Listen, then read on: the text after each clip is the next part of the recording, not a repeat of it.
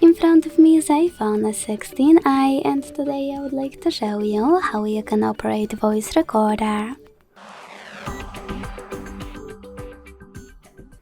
Begin by launching Voice Memos app and tapping on Allow in available pop-ups. Then use this red button at the bottom to start.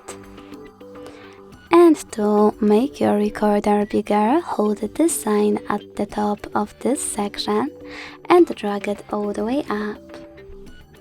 Now you can pause it or unpause it using the same button here. Skip it 15 seconds each way thanks to those two. Play it. Select Transcript option at the bottom left corner.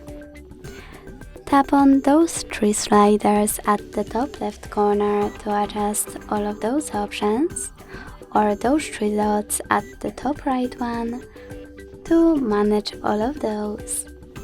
When you're ready to end and save your recording, hit Done at the bottom right corner. Now to play it, click on it and tap on Play button. To rename it, you need to click on its name and type in whatever you want to. To get rid of it, use this bin and go back. Thanks so much for watching. If you enjoyed this video, don't forget to leave a like, comment and subscribe. Bye!